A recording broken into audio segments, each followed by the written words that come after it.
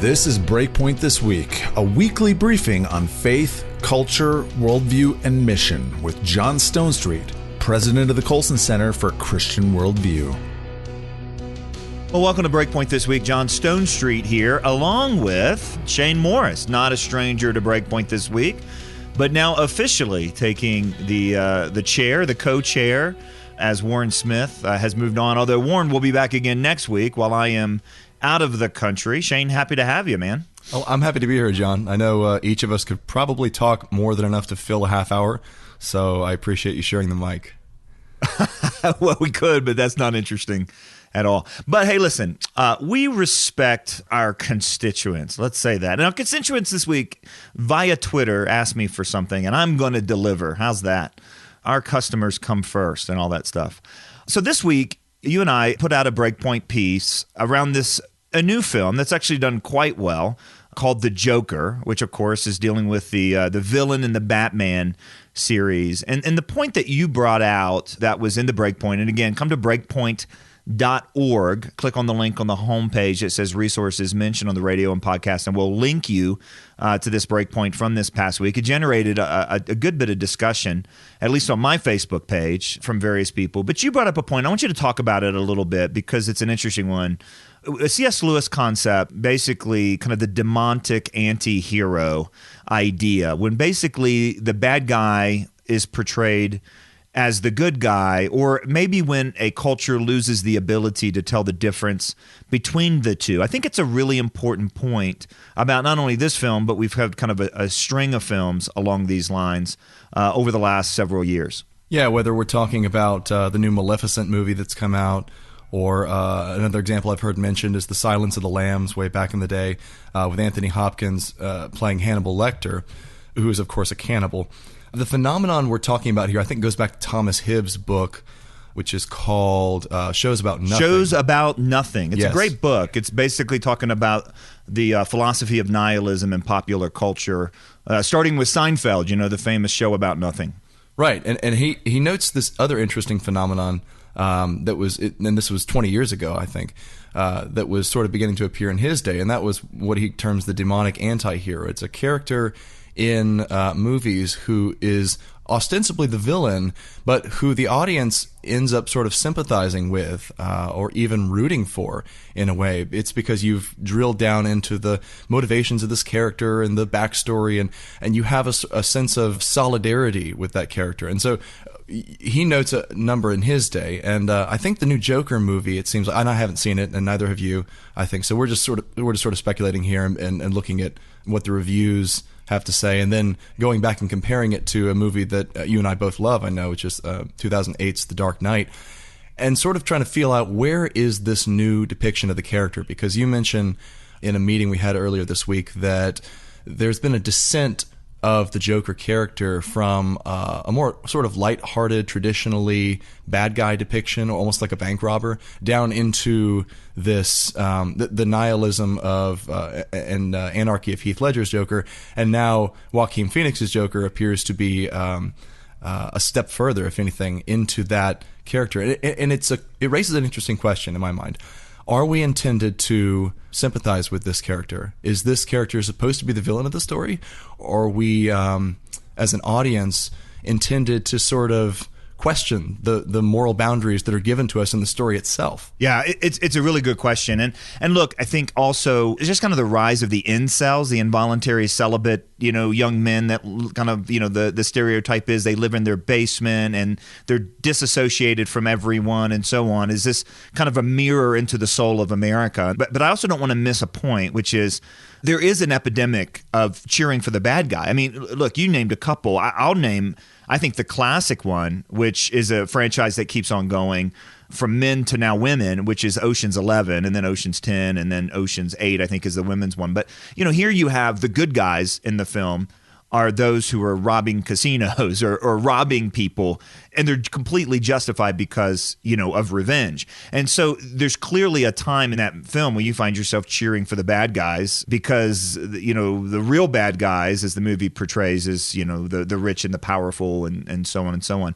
But what I tweeted this week that drew a little bit of interest was, if I were teaching a college class right now, my next course that I would pitch would be, depictions of evil comparing the first Joker with the second Joker and the third Joker. I mean, the first one that I remember, and, growing up in a pretty conservative church household, I didn't go see a lot of movies. One of the first ones that I, really went to with just my friends, not my parents sort of thing, was that original Batman. And Joker there was played by Jack Nicholson. And I remember, we walked out of that. Now, look, I was only maybe 9 or 10 or something like that. But we walked out of that film going, oh my gosh, what an evil character. But it was Jack Nicholson. It wasn't. It was a kind of evil where, he was robbing banks and he was doing it to get rich. The difference was, what made him so diabolical in that film was that he was laughing as he was doing it. It was kind of the classic rebel. I'm bigger than you. I'm tougher than you. And he was so much bigger and tougher that he was going to mock you the whole time and, not try to hide, not do it in darkness or anything like that. And the contrast between that and Heath Ledger's Joker, and of course that Joker became famous because, Heath Ledger soon after died. That was a completely different one. I mean, you mentioned on our editorial call a scene in that Joker with Heath Ledger in which clearly the point of his evil acts was not to get rich. Do you remember what I'm talking about from our meeting this week? Yeah, so there's a scene in The Dark Knight, maybe the best scene in the whole film, where Alfred is talking to Bruce Wayne, played by Michael Caine, Alfred is, and he tells this story about an incident he encountered when he was serving in Burma, where there was a jewel thief who kept stealing these enormously expensive gemstones, and they couldn't catch the guy, and they never caught him. And then finally one day he was walking through the forest and he sees this child carrying a ruby the size of a tangerine, and the kid shows him where he found it. And it turns out that this robber had been dumping all of these jewels in the forest the whole time. And then he tells Bruce that, some men don't do things for reasons that can be easily understood, like power or money. Some men can't be reasoned with. They just do things because they're evil. Some men just want to watch the world burn. It's a different kind of evil. It sort of harkens back to, Augustine's confession in the Confessions, that he had jumped over the farmer's fence and stolen pears, not because he wanted pears or cared or was hungry. In fact, he threw them away. He did it because of the thrill of doing evil. And he says that made it much worse. Yeah, and isn't there a scene in that movie where Heath Ledger's Joker steals all the money and then he just sets it on fire and burns it? Right. He is the robber in Burma who was stealing the jewels and then dumping them. He wants to watch the world burn. Yeah, it's a stunning thing. And it reminded me of an article from years ago, and this is at the heyday of Beavis and Butthead and Eminem. So this dates us a little bit. And by the way, for some of our listeners out there, by Eminem I mean the rapper, not the candy, okay? So but what happened in this article, it was actually written by the student body president of Harvard University, if I remember correctly, in Time Magazine. And it was an article called Rude Boys. And we'll try to find it and link to it on the show notes. But basically, he was comparing the rebels of, the 60s, 70s. Think James Dean, I'm a tough guy, cigarettes rolled up in his sleeve. Even Bart Simpson, the kind of the edgy, misbehaving kid. He might get beat up, but he's going to outsmart you in the end. And basically, it's, I'm better than you rebellion. And he was comparing that with the Beavis and Butthead phenomenon, where these kids just sit and, smash frogs with baseball bats and giggle at stuff. And then Eminem, whose music was characterized not with, I'm tougher than you, I'm going to beat you up, but you're nothing and I'm nothing too. And he was basically kind of characterizing this thesis of Thomas Hibbs in this book, Shows About Nothing, that this is evil for nothing's sake. And maybe Ledger's character took it even a step further. It was evil for chaos's sake. Now, you watch that digression or that progression or however you want to call it, or maybe it's just, we've had expressions of these different kinds of evil, across history. But you go to this Joker, Joaquin Phoenix's Joker, and the fascinating thing about it is it's such a reflection of something we've talked about a lot on BreakPoint, which is this new We've talked about deaths from despair, the social isolation, the young men that aren't growing up. They're untethered from any social bonds, any social responsibility. It's almost the kind of disenfranchised evil that a broken community can't help but produce. So you kind of walk through it from, evil to get rich, evil for evil's sake, and evil that's just the product of a culture that's no longer raising people to be part of a community, that we're always isolated. This is, Robert Putnam's Bowling Alone. More people are bowling than ever before. Fewer people are joining bowling leagues. And the disconnectedness from the church. Had a Pew Research study, come out this week, which just reinforced these trends that we're seeing, that, the uncommitted muddle in the middle, which I think we've always had in America, and you've always had the faithful, on each side. But this growth of what we call the nuns that might have this kind of sense of spirituality, but they're doing it completely on an atomistic, individualistic sort of way. Well, that's a way of finding spirituality. This is a way of kind of being a broken individual in such a society. And I think when you stack those three characters up against each other and you juxtapose them, it is basically an education in the philosophy of evil. Well, you're listening to BreakPoint This Week. John Stonestreet here along with Shane Morris. Stay with us. We'll be right back. We invite you to visit breakpoint.org, and while you're at our website, be sure to browse our online Colson Center store of books and other resources, and you can find links to our social media sites like Facebook and Twitter. Back on BreakPoint This Week, John Stonestreet here along with Shane Morris. Well, we go from the movies to politics because, hey, it's America. So let's talk about two things, and I want to put them together because we really did see, I think, on a number of levels this week, a stark contrast in worldview between the political ends of the spectrum. I don't know if it's the ends, but definitely in the political spectrum. The U.S. Attorney General, Bill Barr, this week at Notre Dame, offered one of the most articulate, clear, ideologically and historically grounded defenses and explanations of religious freedom and why it matters that we've seen in a really long time. You have kind of scholars. He kind of sounded like he read an awful lot of Edmund Burke and Robbie George, in terms of, in fact, we know he read Edmund Burke because he quoted Edmund Burke in the middle of the speech, but it was an articulate defense of where religious freedom came from in our founders' thinking, and also the ideas that underscored it. I can't remember a political leader quite giving us such a holistic, thorough picture of religious liberty. And it wasn't any sort of kind of get off my lawn sort of, look at how things are going bad and we're being persecuted or anything like that. He essentially just set it up. This is religious freedom. This is where it comes from. This is the view of the world that informs it. And this is why kind of a new secularist mentality denies religious freedom or actually sees it as a bad thing. I thought, Shane, I'd love to hear your thoughts. I thought it was just really a stunning speech. Well, the thing that stunned me about it was he set religious freedom not in terms of some sort of right that we have to just carve out so religious people can go do their thing over in the corner while the secularists run society. He couched religious liberty as a feature of religion and morality's larger role in society. And in doing so, he hearkened back to, as you pointed out on BreakPoint, the great American tradition of seeing religion and morality as an indispensable complement to political liberty. As Rod Dreher pointed out, Barr's speech was almost boringly ordinary by any reasonable historical standard. What he said, and Dreher said this, and I'm quoting here, would have been unremarkable for any U.S. Attorney General, Republican or Democrat prior to 2008. And he even lists examples of things past American presidents on both sides have said that are exactly in line with what the Attorney General said at Notre Dame. So, then this is why we're talking about it, unfortunately, is because of the reaction against it, as if it is something strange and untoward and even unconstitutional, right? Oh, yeah. Well, look, and again, you said it right. It would have been unremarkable prior than 2008, but 2008 was 11 years ago, and we haven't heard anything like this, certainly from political leaders, most political leaders. And, many of us wondered and worried about whether, the president really understood religious liberty. And I still don't having been in some meetings and so on, I'm still not sure that he fully does.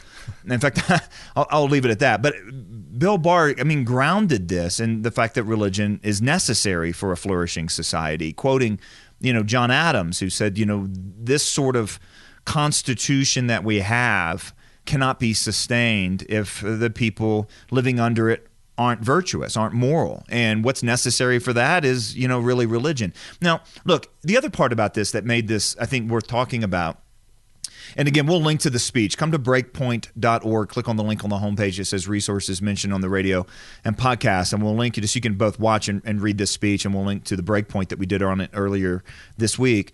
But it was also in stark contrast with something that took place last Friday. It's always a challenge to record this program, usually on a Thursday night or a Friday morning, and then something happens. But there was a town hall for equality with the Democratic candidates. And then, of course, we had the most recent round of debates. And it was just really a stark difference. And as Barr pointed out, there's a competing vision of secularism, which attempts to elevate, and he didn't say it this way, but I'll say it, which attempts to essentially put sexual freedom in the role of the First Amendment, to give us a new First Amendment, especially the forum on equality. The debate really didn't have anything. I didn't find the debate overly interesting, although there was certainly a whole segment there where so much was said about abortion, which basically demonstrated that every candidate in the Democratic race, except for Tulsi Gabbard, has moved so far to the left when it comes to abortion. They're far more extreme than the American public is, far more extreme than what we're seeing around the world. Tulsi Gabbard basically, articulated the safe, legal, and rare line that we haven't heard for years from the Democratic Party, and quoted Hillary Clinton. And you just realize that she's the conservative on this issue on the stage. And you think, that used to be kind of the mainline position of the Democratic Party. And now it's, basically no restrictions whatsoever. Kamala Harris, actually proposed that states can't make laws unless the Congress deems them, acceptable, something that was kicked around during and basically found to be completely unconstitutional. It was just kind of all kinds of ideas that showed how far to the left that people got. But what happened was, and we saw this over and over, specifically in the town hall, is something that we've seen since 2008, which is whenever religious liberty is mentioned, it's not mentioned as a good thing. It's not even mentioned as an okay thing for some people.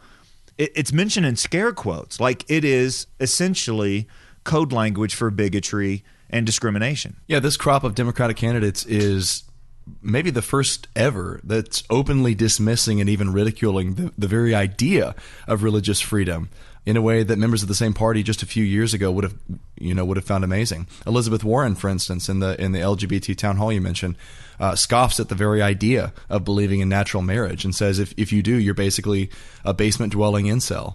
Anecdotally, I didn't have any trouble finding a like-minded wife, Senator Warren. So there's that. But and of course, statistically, the whole thing is nonsense. And by the way, that right there is one reason that parents should consider either homeschooling or sending their kids to a Christian college, because put young people in a good environment with other people and watch them get married, and that's actually a good thing. But anyway, please, didn't mean to interrupt you, but it just came to mind. Thank you, Mom and Dad. It worked.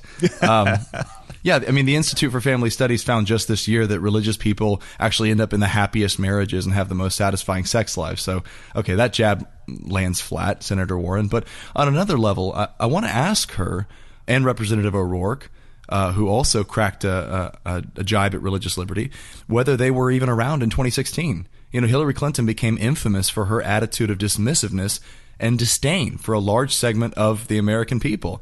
And it didn't work out too well for her, if I remember correctly. So you really want to is doubling down on this this strategy of disdain really and calling people deplorables or the equivalent really the right strategy? I don't know. But I'll tell you what I really learned from watching these exchanges, John.